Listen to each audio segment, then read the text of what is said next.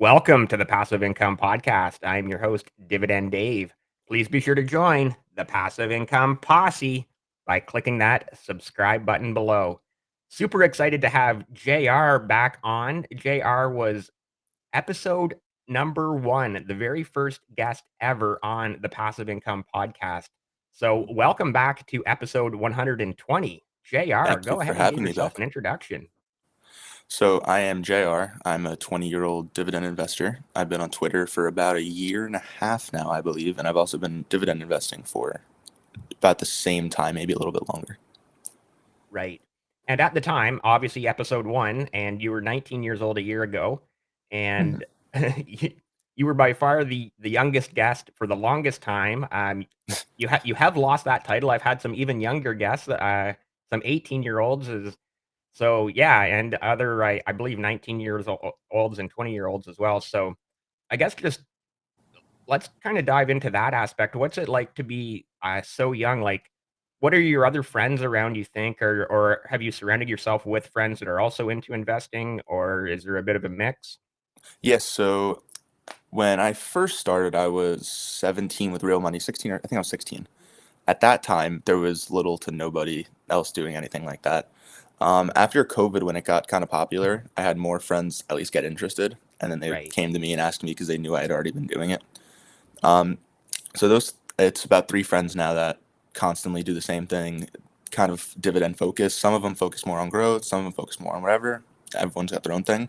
Yep. But I do have a group that about three people that also invest, and we have a group chat throughout the day, like, oh, you see this, you see this. But yeah, it is nice to have that little system so it's not just you and your own thoughts. Like you can actually have people around you to bounce Right. ideas off of and whatnot. Yeah, definitely different than from when I was 20 years old, way back in the way, way, way, Oh, way far back before the internet, and we didn't have things like cell phones and group chats and people that you could connect with that easily. So, I really love what yourself and some of the other young guests I've had on here on the Passive Income Podcast are doing. And you guys know the absolute number one thing you have on your side is time, right? Like you're absolutely. 20 years old now, you've got 30 years to compound over time. Uh, and then when you're, just keep doing what you're doing, and by the time you're 50, you're gonna be well set, and I'm sure that's part of your mindset. No, 100%. The years compounding. So like everyone, if you look on like a lot of the homework I get for my finance degree, it'll start at 25 is the age you look at for like contributing to retirement, and you contribute till you're 65. Right. If you just contribute those 5 years earlier, or just instead of starting at 25, you start at 30, you the difference in returns is genuinely insane. Yes. The the extra years you get of compounding, whether you start at 18, 16, 17, it'll save you 5, 6, 7 years down the line just over starting 5 years earlier. I don't know Right. the exact numbers, so I'm not gonna try to, but Yeah, don't yeah, but we all get it, and, like, yeah, we all yeah, understand the principle, right? Yeah, and I get that too, like, where you see in textbooks it says 25, but if you're starting at 20 or even you're like yourself a few years prior to being 20, and then the huge difference if you start those 5 years later at 30, right? It's yeah, and Buffett's the unreal best numbers. example of it. Sorry, say again? Buffett's the best example of it. I think he started when he was 13, like something Right. ridiculous. Yeah, yeah. Amazing.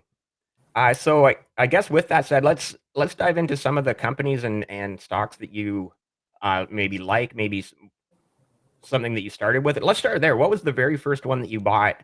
You mentioned real money, so it sounds like you had like a what do you call those with when you're Paper like a trade, I practice think, is account? usually the fancy term. I had paper traded as a project in eighth grade. This is when like Snapchat had first IPO'd. And because I heard that Snapchat IPO'd, I put a bunch of money into it, not knowing anything, made a bunch. And that was when I was like, all right, I kind of like this. But that wasn't And real money. That was just no, no, no, that was in eighth grade, like a little simulation project for a history class. right. Um, but that's what initially got me involved because I don't have parents that work in finance. I don't even have a close family member that works anywhere close to a commercial office. Right. But um, the first ever stock I bought, I believe, was Walmart with real money. Couldn't tell you why. Couldn't tell you any reasoning behind it, but I remember just seeing it, being like, oh, let's buy our first stock, and I just bought it. Yeah, and you know what? That's not a bad one to start with, and, without really knowing you or what you were like at 16, 17 years old, Walmart is just it's there, right? Like, Yeah, you see it, you go to it, you're not the only one spending money there, you know that there's literally thousands of them just in the US alone, and then here in Canada, there's hundreds more, and I'm sure there's others in other countries around the world as well, so Walmart is probably a very good spot, or a very good place to begin. Do no, you still absolutely. hold Walmart? I do not know. I'm pretty sure I sold it not even 3 days later after I bought it that time. My first dividend stock that I'm still actually holding is Lowe's, though, if that's a better answer in that case, because I can actually give you reasoning behind that with the return on Yeah, invested yeah, capital. so, I sorry to cut you off, but similar kinda reasoning, Lowe's is there, you see it, you see people every day going in and buying, and you know that there's Lowe's all across, again, same, the US and Canada, and I'm sure other countries around the world as well. And so, yeah, No, let's dive into that reasoning. What you started to think about things now. yeah, so at that time, I'm pretty sure it was not only like a 2% dividend yield, which is pretty stable, very close to S&P. Um, the return on invested capital, very, very strong, minus the weighted average cost of capital, so their net growth. Um, I like companies like that. I also have Hershey. Um, so the one I had Ulta at one point, but companies that fit that criteria are usually something I've been buying. Their share buybacks are very good, and their forward guidance is always fantastic. Right, right. Just a quick side note, about Lowe's in Canada. They had bought a Canadian, home improvement company called Rona, and I don't know if they still, own Rona, so let me know in the comments because recently, here in the city I live in, the Lowe's got rebranded to a Rona store, so I'm not 100% sure what's happened there recently with Lowe's in Canada, so if anyone would like to enlighten me in the comments, please do so, but, yeah, Lowe's is very much an interesting, case study. And then do you hold anything, kind of in that similar category like Home Depot, or do you just kind of figure, "Oh, I've got Lowe's, so I don't need Home Depot?" Is that part of your reasoning? In SCHD, I can't remember. I think they hold Lowe's and Home Depot. So Right. I have a bunch of SCHD. I already own Lowe's individually, so that weighting is kind of weird. So I just leave it as is, so it's not too overweight. Yeah. Because I think it's almost 3% of SCHD is Lowe's and Home Depot. So Yeah. every dollar you put in, it's like 3 cents you're investing into those two. Right, right. That's a great segue, between individual stocks and ETFs or index funds. Sort of what is your, thesis there? And what does your portfolio look like? Like, are you 50/50? Are you heavier into one or the other?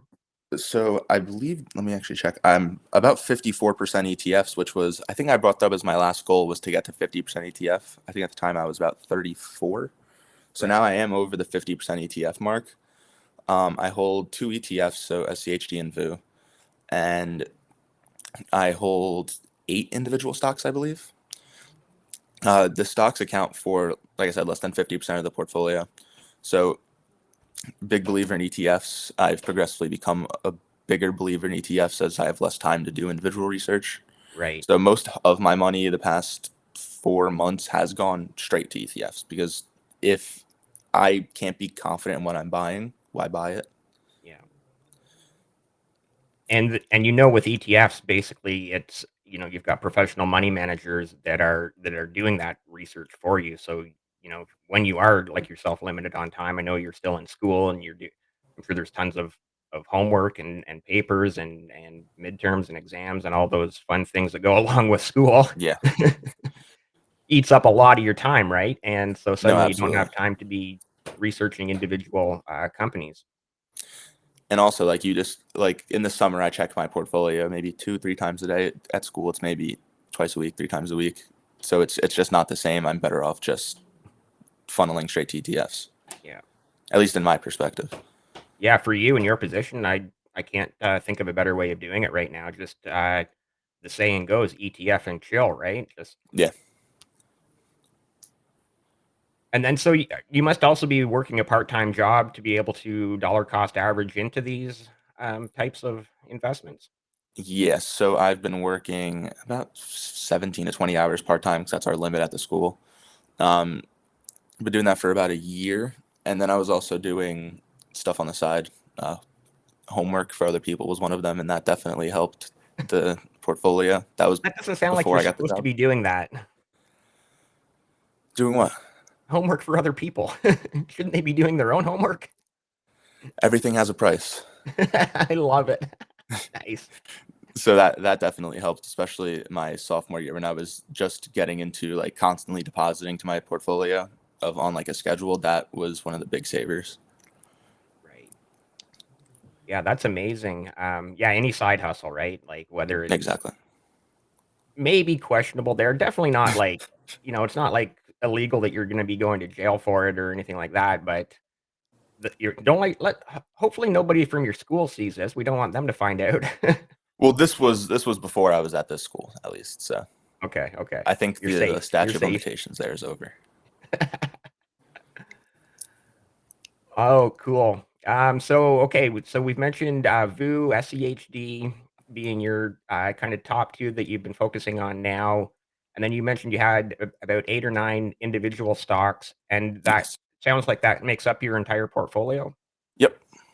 So that's good too. Like keeping it simple. You're not trying to track 50 different ticker symbols or even 20 or 30, right? Like you can kind of it's manageable. Would you say that? Would you agree? Y- Yes, that's partially the reason I do it, and I'm also a big believer about sub on a separate podcast. I'm not going to go too far into it, but I'm a big believer in like portfolio theory and optimization. So, not something I'm like, all right, this needs to be like this. This needs to be the most optimal, but it's something I do keep in mind just for risk adjusted returns, to keep it 100% simple. Right. And having a smaller having a smaller set of stocks and less diversification sometimes helps that.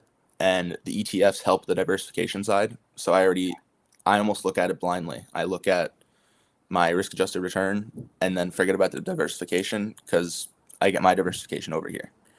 Yeah. I give a shout out to the other podcast where you did a deeper dive into that theory. I think it was Dividend Obsession. I did go on like a 10-minute rant about it, but it is a tough concept because it's mathematical, it involves finance, and it also involves just being able to understand both of them. Yeah. Dividend and Obsession, great podcast. I've been on his, he's been on mine. I will try to find that episode with you to link in the description below for anyone who would like to check out your 10-minute rant. They might be able to get something out of it at least. Yeah, definitely. Let's okay, you mentioned Lowe's as one of those individual stocks that you still hold. Then so I'm kind of curious what else or what other sectors make up those other 7 or so individual companies. So my biggest position, I've tweeted about this one plenty of times, is my Disney position. That one's been doing quite well recently. About time. It's been a little painful the past few years, but I'm still pretty confident in it. It's a free cash flow monster. Before COVID, that thing was making so much money. They almost didn't know what to do with it, so they would just buy other companies. Right. And when you look at their legal structure and how their company is set up, it is absolutely insane how a company can have that much power. So I've always been a big believer in it, apart from the business itself. Um, Other stocks I brought this one up as well, Hershey's. Yep. I think with those two specifically, they're one of those consumer staples to where when you think of, say, vacation or a trip, children think Disney. When you Yeah. think chocolate candy, people think Hershey. It's like a one-way association. If Yeah. you think soda, there's Coke and Pepsi.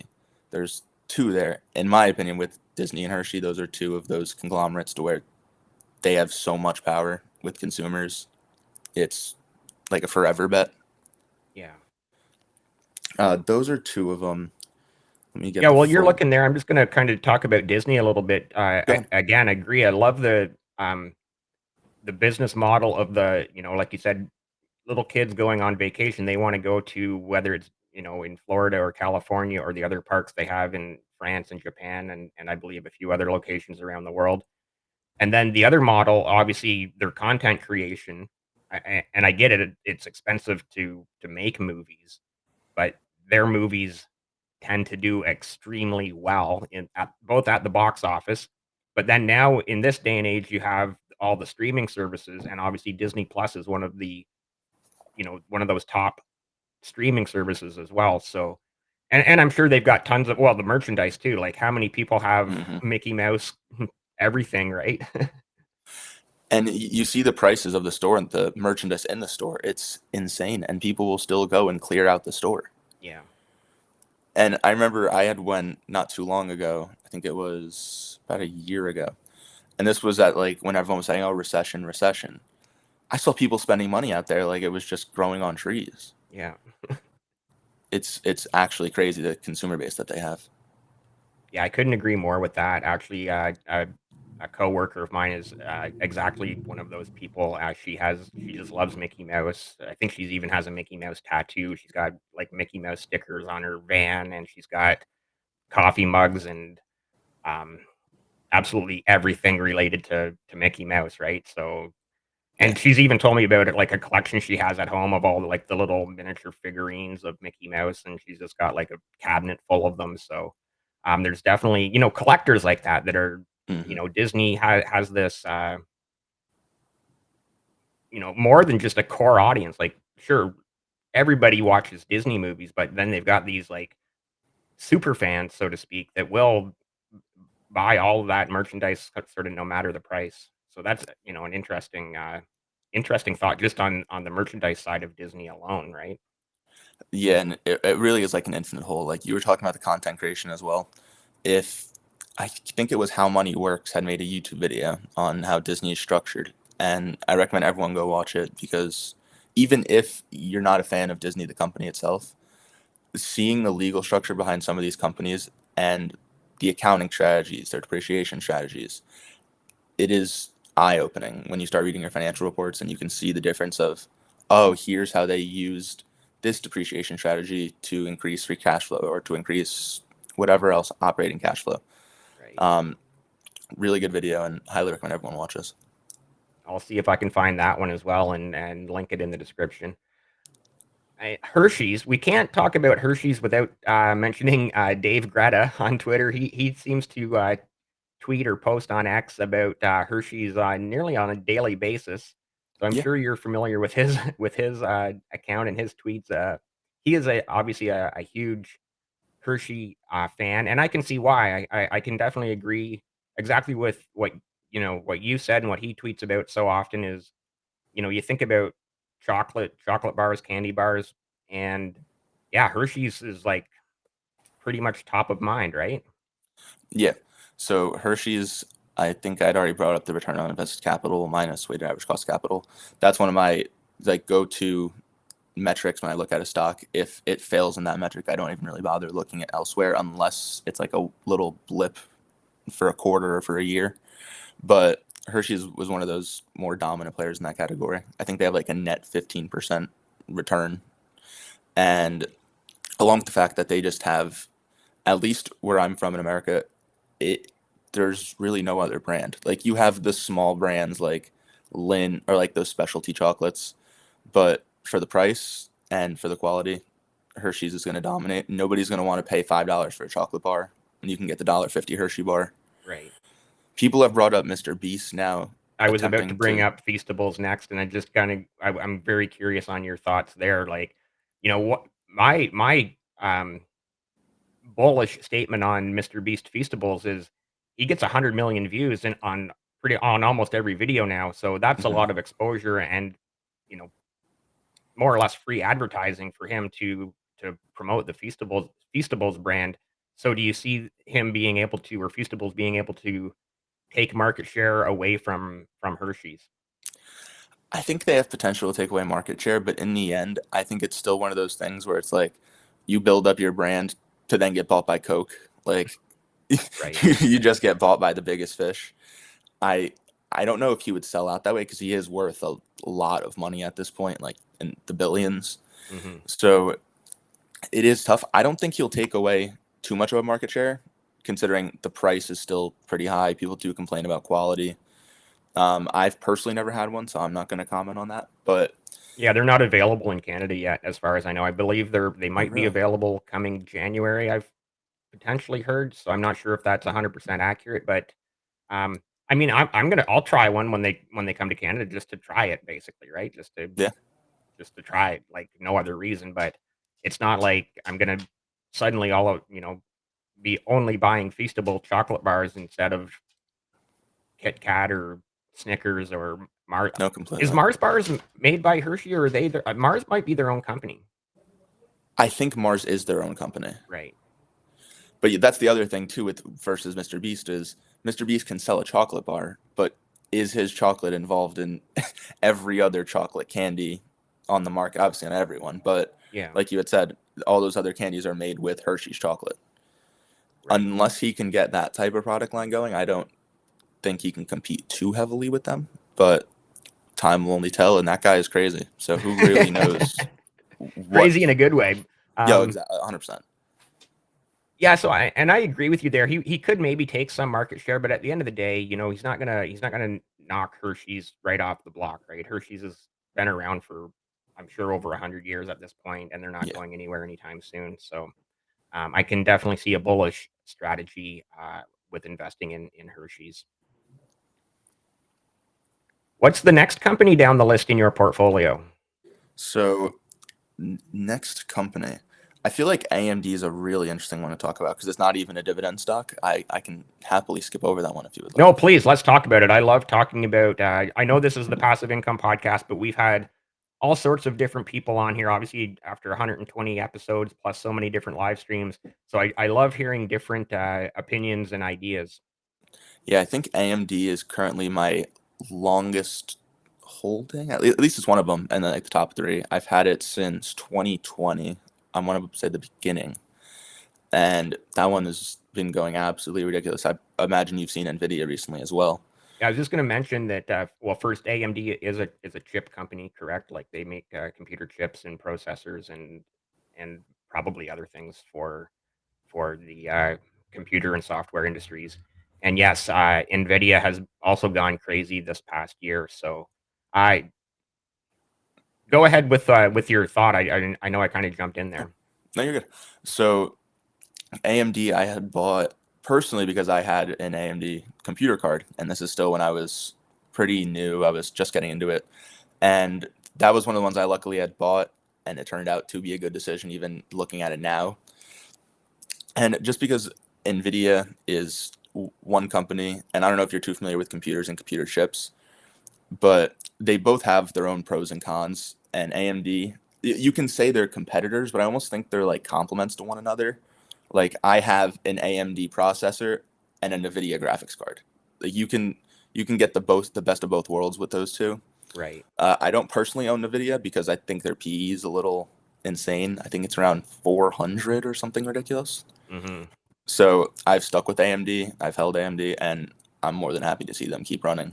And it's nice too because it's one of those stocks where it could still fall back down to $80, and I still have a pretty nice cushion on my average because of how long I've held it. Oh yeah, that's awesome. And that's also one of my bigger holdings.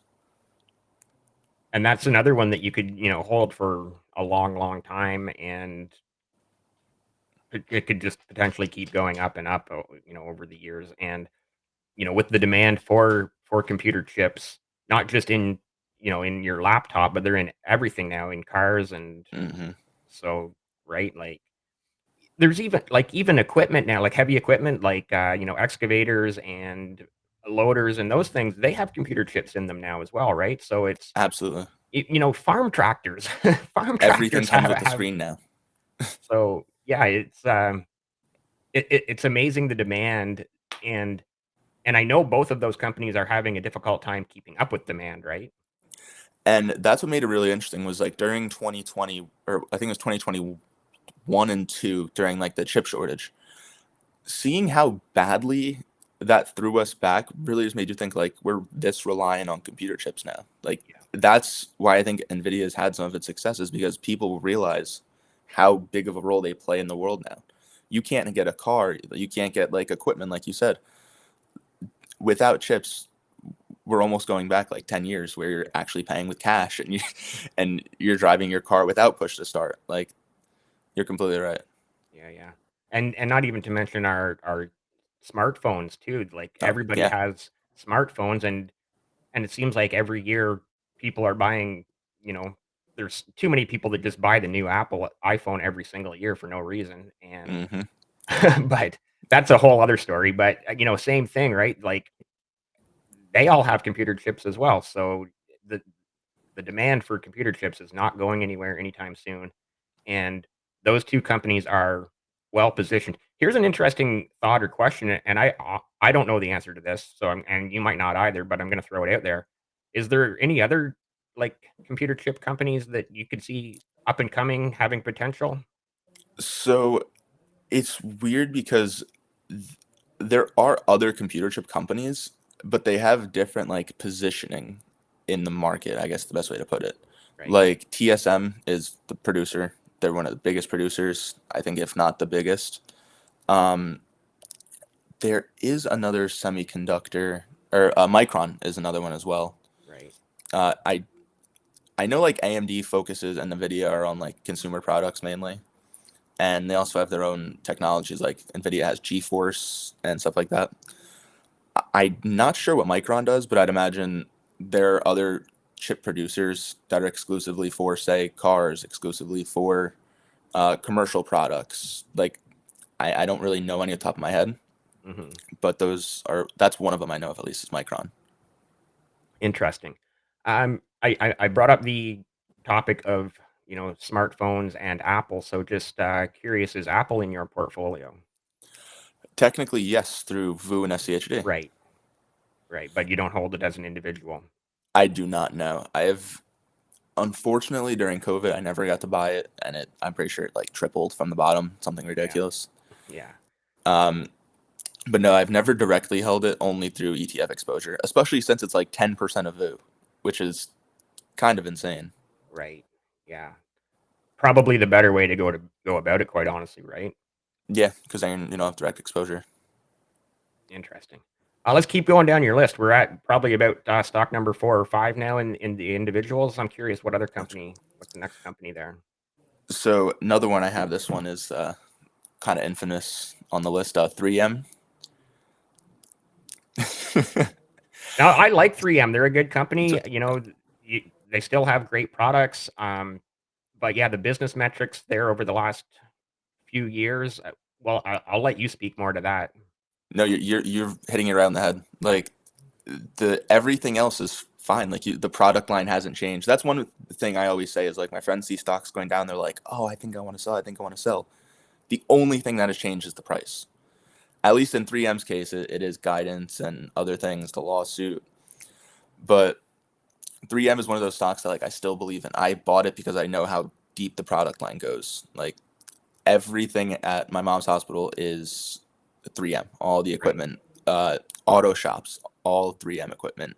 Yeah. My dad works in the trades, all 3M equipment. Like you can see, they have that. I don't want to say irreplaceable, but they have that ability to serve so many different sectors, and I think they're even still splitting the business into like healthcare and other products. Right. But it is one of those tough stocks to hold where it just keeps dwindling down. And it's like, when is this thing going to stop going lower? Yeah. Yeah, and that's a tough call because, like we have said and agree on, their product line is amazing, and Yeah, there's so many products, and everybody uses 3M, even if it's just like, the Scotch tape or something. Everybody has used 3M products in their life, so, yeah. um, that's definitely one of those ones where you can kinda almost lump it in there with, like, the Procter& and Gamble's and the Johnson& and Johnson's, where it's like, you have their products in your house whether you know it or not. That was exactly what I was about to say. If you walk into any garage, there's at least two or three 3M products. Yeah. That's interesting. I actually, this afternoon, I'm gonna go out in my garage and root around and see what I can find that's actually made by 3M, 'cause I'm sure there is something out there, right? No, there is. Me and my friend were joking about it because he didn't know how deep 3M's product line was. Like he didn't know they owned Scotch, that they owned like a lot of the like spray brands for cars and stuff like that.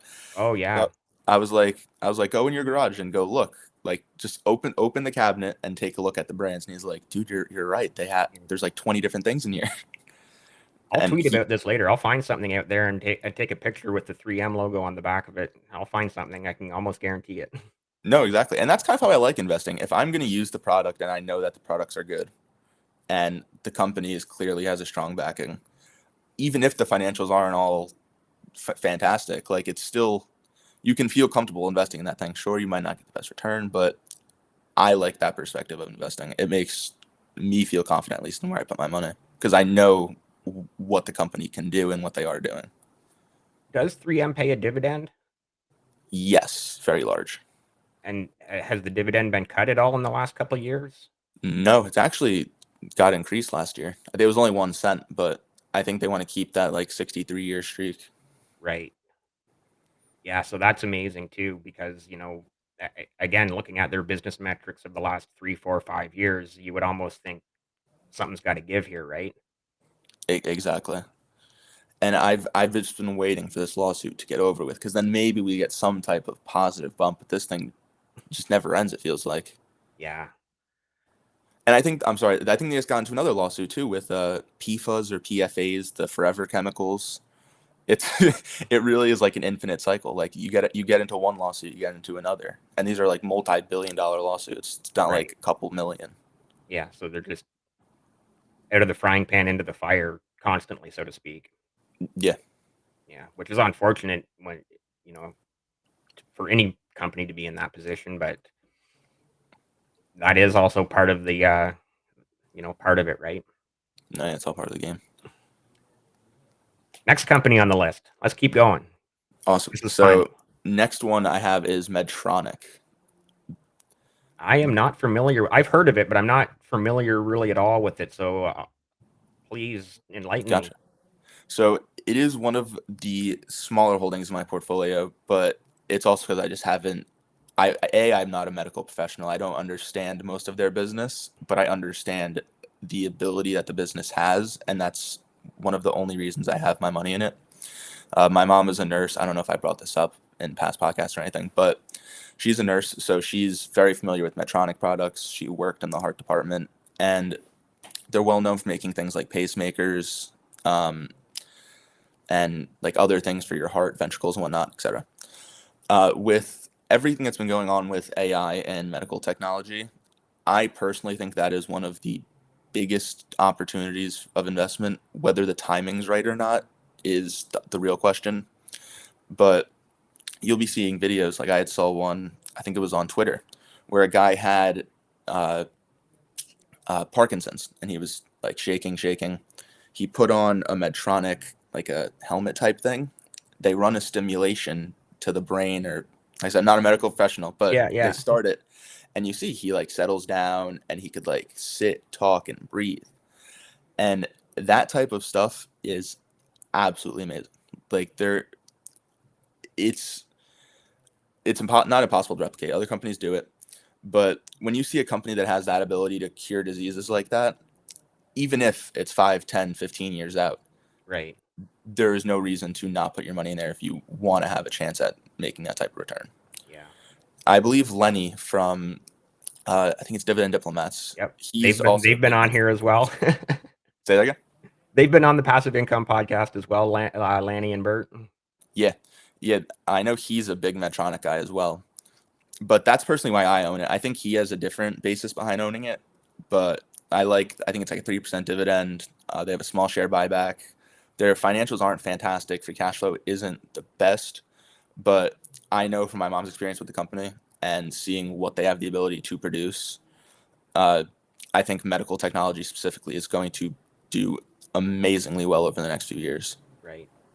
That one seems to me like it's also one that you can feel good about, a company that's doing good things, like you said, for the whether it's 5, 10, 15 years down the road, if maybe they're not curing Parkinson's, but making it livable for people, making people who have Parkinson's have a more, enjoyable or livable life, right? Um, Absolutely. so there's definitely the feel good aspect about that one as well.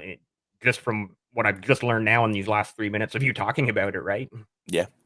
And I don't remember if this was Medtronic or not, but whatever company it was, feel free to look it up. And the story is amazing, so I recommend you read it anyway.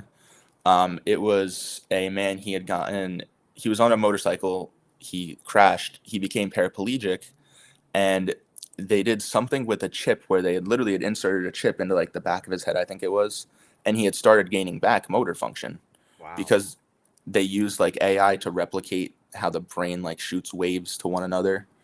And the guy's fully functional again. He was walking. They did like a 2-month update on him. He was like happier than ever. Wow. But if this is the start of medical technology, where do we end? Like if this is only the beginning and it's already this advanced, I can only imagine where it's going to be in 5, 10, 15 years, like I had said before. Or even that longer time frame for yourself, 30 years down the road when you're 50. Yeah. It's I can see something like that being a long-term hold in your portfolio just for those reasons that we've just discussed, right? Like, No, absolutely. And with those medical companies, it realistically takes one big breakthrough for them to take a massive, massive jump in a single day, right, or one big acquisition. right. I've lost count. We must be getting closer to the bottom of your list. I know there was only 7 or 8 individual stocks on there. So, Yeah, we got 3 left. oh, awesome, awesome. So one of the other ones I have, it might have been a popular name a few years ago, was Coterra. Okay. Again, not So really familiar with that one. So, gotcha. So it is an oil and gas company. That's where I get my oil and gas exposure. So they used to have a relatively high dividend. I think it was around 13%. wow. But that was when they were paying special dividends following a merger between Cimarex and Cabot. That's who it was. Okay. And Cabot's the one I think they used to do like floor oils, or you go to put oil over your cabinet, whatever you call it, stain it, stuff like that. Yep. One reason I do own it was they have a system set up to where they have 100% free cash flow every quarter, no matter how much it is. 50% of it goes to dividends and share buybacks, and then the other 50% gets reinvested. And then whatever's left over, they pay back in a special dividend. I liked that setup, and obviously you have to see how the company operates, how the financials work for that system to actually work in general. Right. So when it comes to leadership, Thomas E. Jordan, CEO, very, very smart guy. Went to school entirely for this, which I find kind of unique because as an 18-year-old who thinks, let me go to the Colorado School of Mines to study Right. oil and gas and refinery. So he's clearly has a passion for it for some type of way. Historically been one of the best CEOs, like stock performance wise, because I think he was CEO of another oil and gas company. I don't want to guess. But their structure and the business model and the way they grow is the only reason I own it. Thomas E. Jordan is also one of the big reasons I own it. Right. I am very bullish on oil and gas. I don't have enough in my portfolio. I would like more. And the reason I'm bullish on oil and gas, listen, I love green technology and green energy. Teslas are great and EVs are, definitely coming more and more in the future. Solar energy, like solar panels, solar farms, wind farms, all of that is, great, great stuff for the future. But, sort of my thesis on oil and gas is it's not getting replaced 100% anytime soon, right? We're No. so dependent on oil and gas, and not just for, the obvious of, uh, your car, your truck, whatever other things that you're using oil and gas in, but just everything that is made with that's petroleum based, right? Like Yes. absolutely everything's made that's petroleum based. So, plastics and just it's an endless list, right? No, completely. And I know like oil isn't the only thing they go for. I believe they also get I'm not even gonna say it's not my industry. Yeah, okay, But fair enough. it's not only gas. They do some type of other gas. I think I remember if it's natural gas. It is natural gas, I'm sorry, but it's some type of natural gas. I don't remember which one. Right. So their product line is it's nice to have a mixture of the two because if one goes up, one goes down, it almost offsets your losses in inventory. But it's one of the more unique companies that I've tried to analyze because I'm not in the business of oil and gas, and the way they trade futures to hedge themselves and the way that they hold inventory is kind of unique to the fluctuations in oil. So that's been one of the tougher companies to like actually dive in, research, and understand, Right. as is Medtronic. So they are smaller positions in my portfolio for that reason. Okay, we've got 2 left. So, let's 2 left. So this one you actually might be familiar with, BRP. BRP. I think the ticker is DOOO. I feel like I should know that one. It's a Canadian company, I believe. Oh, I really should know it. They compete with Yamaha and like Kawasaki. They make snowmobiles, Oh, off-roading things. Bombardier. What was that? Is it Bombardier? I don't think so. No, okay. Yeah, BRP. Ski-Doo and Sea-Doo Yeah. is what I am seeing. It's its brands. Yeah, I think that company might be Bombardier. Because yeah, they're definitely a Canadian snowmobile maker, and they're into other things as well. Like they actually, oh, I might be wrong here because it could be a sister company or something. But they also make like airplanes. Okay, yeah, no, I don't think it's this one then. Okay, I think these guys only do like machinery like that. the Sea-Doos, Ski-Doos. So I mainly invest for the financials.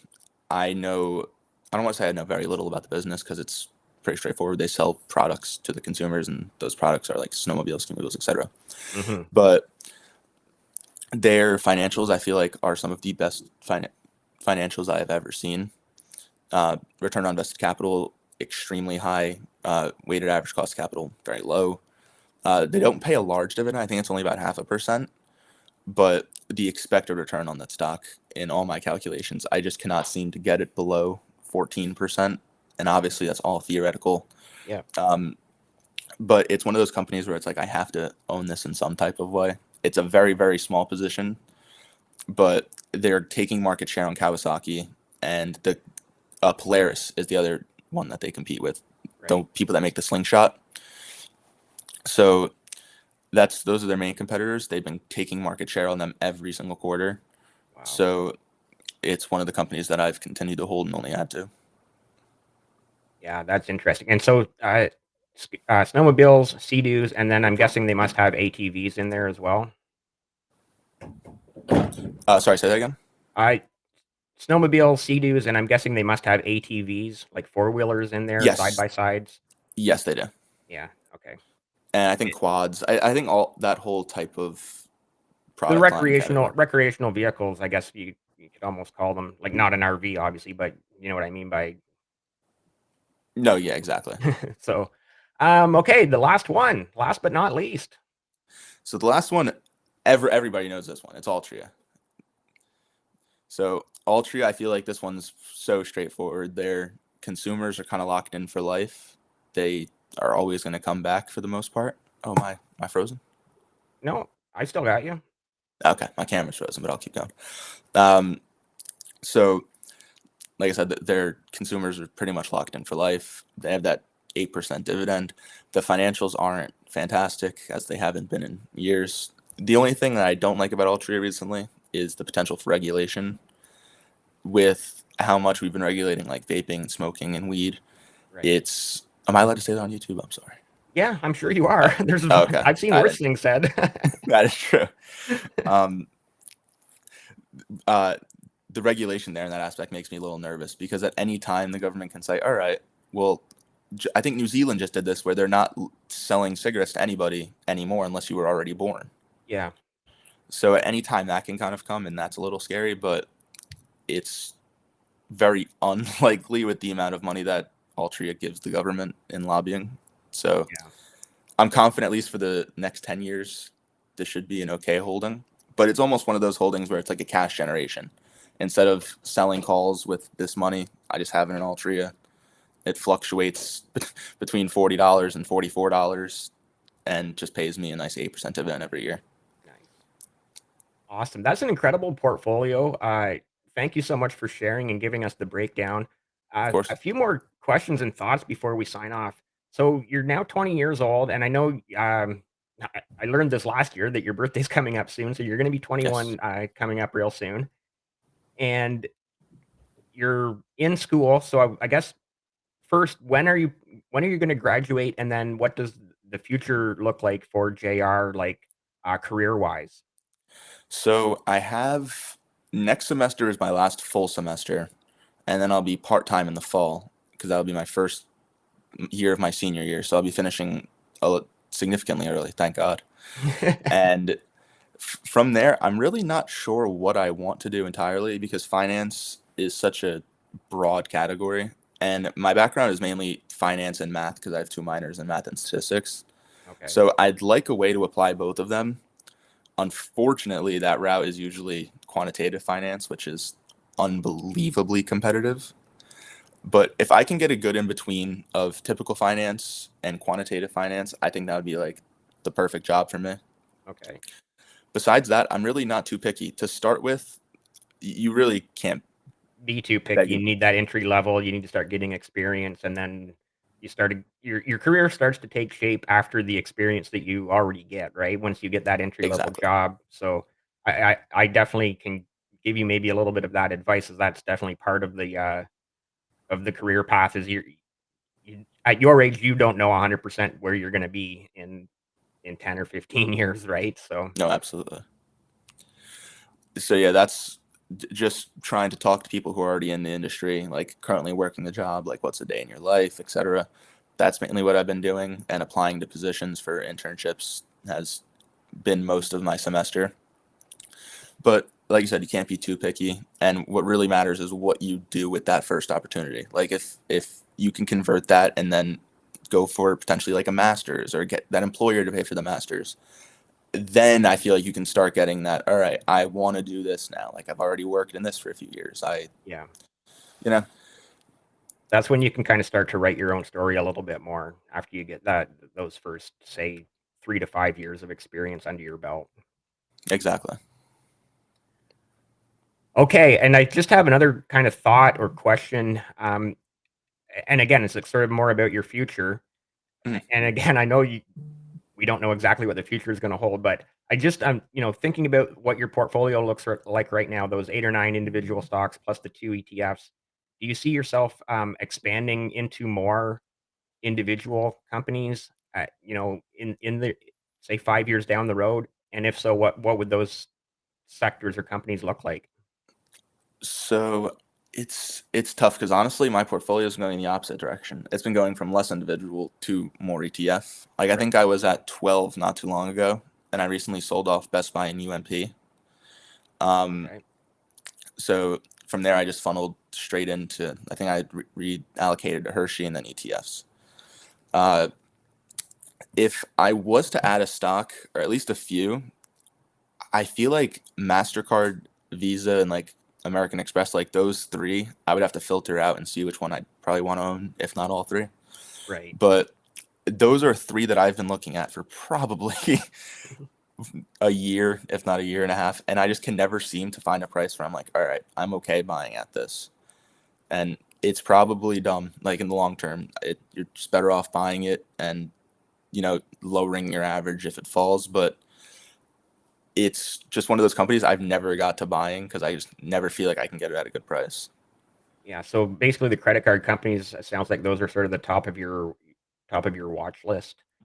Yeah, payment processors because nobody pays in cash anymore, like we were saying. Everything is a digital transaction. Yeah, yeah. I one more off your watch list, and then we'll get going, wrap it up in the end. But I'd like to hear kind of a thought of maybe another company or sector on the watch list. I believe ADP. I think now it's finally at a price where I would be comfortable buying it. But for the longest time, especially during COVID, I think the stock went from like 150 to like 240. And then as everything else started falling down, it kind of just teetered the same and stayed flat. But what makes ADP so enticing to me is the whole business model is they pay companies' employees. So Right. when My they company, receive, I'm 99.9% sure that our company uses ADP. So that's yeah, the direct deposit processor of your paycheck, basically, right? exactly, yeah. So they take a fee for doing that or a percentage, whatever it is. But they also, when they receive the money, they invest it into treasuries or they'll store it in accounts to accumulate interest. So they're basically making money off money that's not even theirs. That's a great business model, right? Tell me about it. So that's one stock that I've tried buying for the longest time, and now after the earnings report, it is finally at like an acceptable buying price, in my opinion. Right. But that's one that's been on my list for a while as well. Yeah, and, with literally, I'm sure tens of thousands, if not hundreds of thousands of businesses using ADP for their, again, right back to the payment processing. Yeah, So, yeah, I can see why you would be bullish on a company like that for sure. I think Sorry, in America, I said that was gonna be the last one, but let's do one more. This sounds is good. fun. I was gonna say I think in America it's either 1 in 3 or 1 in 2 people get paid through ADP right now. So Right. they have a massive, massive moat. Yeah. Huge, huge. Okay, last one. Let's do one more off your watch list. What are you looking at, for that, 25 or 28-year-old JR? Hmm. I'm trying to think. I'm pretty sure at this point I've pulled the trigger on most of the things I wanted to own. Let's. If there's one I almost regret selling, I would like to get back into. It would probably be Caterpillar. Yeah. It's I can't complain because I think I did make like it was 40% in almost 3 months, so I was more than Yeah, happy with that. for sure, right? Yeah, but it's one of those things where I now try and re-enter, and it's like, oh, I was originally in at like 160, 170. Do I want to get back in at 240 and hold? And what also makes me nervous about Caterpillar a little bit is I feel like it takes one horrible quarter and the stock plummets. And then they have one great quarter and the stock comes back a little bit, but Right. not nearly to the level that a bad earnings report affects it. And that could just be my perception of it. But I looked at them for about 6 quarters previously before owning them, and every earnings report was just so strange to me. I could never be confident in an earnings report, if you know what I mean. It's almost like how I feel about Disney now, where earnings used to come around, I get excited, now I get nervous. Yeah, Caterpillar is an interesting one. So here's my thoughts on Caterpillar is not many businesses like obviously, construction businesses or whatnot are going out and buying brand new equipment every year, or very rarely are they buying it at all. They're usually renting that equipment for the day or 5 days or 3 days that they need to use the equipment and then returning it back to whatever rental place y- that may be in your area, right? So, Yeah, um, but obviously too, Caterpillar is still selling to, the largest construction companies are buying equipment. And I know a lot, there's a huge used market for them as well. So people are buying. Obviously, it had to be purchased originally at some point in time. But so many companies no, would be definitely. either buying used or renting as they needed. So, um, And I also really thought that interest rates would hurt their business a little bit more, considering financing $1 million pieces of equipment yeah, at 8% is a massive hit. right. And also construction, like nobody's going to start huge construction projects because borrowing money is Interest so rates. expensive. Yeah, interest rates and inflation. The cost of building materials has gone through the roof as well, right? So not it's you're Yeah, getting hit on both ends there with the cost of the building materials plus the inflation interest rates on your construction mortgage or loan. So very very difficult. That's a very difficult business and industry to be in or sector to be in. no, definitely. Awesome. I am going to give a quick readout here. Receive a free passive income posse. Turn that cash register around coffee mug with any purchase over 100 Canadian dollars before taxes and shipping at buyinvestingshirts.com. Use code word posse for a 5% discount. Link in the description. So Americans like yourself, that's like $70. And Patrick has amazing merchandise over there. There's hoodies and t-shirts and ball caps. Actually, this dividends t-shirt is from there. So tons of great merchandise over at buyinvestingshirts.com. Link in the description. Please check it out. And yeah, Americans, go. Like Canadian dollars, you guys get another 25% off just for using US dollars. So How's the shipping though? I'm curious with American to US. honestly, that'd be a question for Patrick. So Gotcha. I'll get an answer for that and tweet it out so that or even put it in the comments section here below. Before we sign off, I just want to ask, is there any sort of final thoughts or words you'd like to put out there? Um, I I don't know if this differs from my last final thoughts, but if there's anybody who is starting investing or wants to start investing, the one thing I tell you is just buy an ETF before you start losing money. Everybody loses money at the beginning. It's all part of the game. Start by buying ETFs. Keep it simple. Just so you can, because everyone wants to start spending money and buying stocks. Spend your money, buy the ETF, get that little thrill ride, get that little, the And don't adrenaline worry, it's going. like, let's say it is SCHD that you buy, and you buy it at 70 or 71 or 2, and it drops to 68. Don't worry about that. Don't Yeah, worry about that, right? just buy the ETF, relax, and while you're accumulating your ETF, then start diving into other things. Start learning about financials, start learning about ratios, start learning about whatever. But if you're going to start, go ahead, jump in and start, but start with something simple. Don't go in and try and like solve the market. It's Yeah. just not going to happen. Yeah, and you're not gonna solve the market, and, it goes back to that saying, "Time in the market beats timing the market." Yeah, exactly. Awesome. With that said, I can't thank you enough for coming on again, episode 1 to episode 120. You can find JR on X, the app formerly known as Twitter, at JR Dividends. I will have that in the, description below as well. And so, yeah, JR, thank you so much for your time. Thank you so much for coming on. Thank you for having me again. Awesome. And, yeah, just my final thing to say is if you're still here nearly an hour later, please be sure to hit subscribe.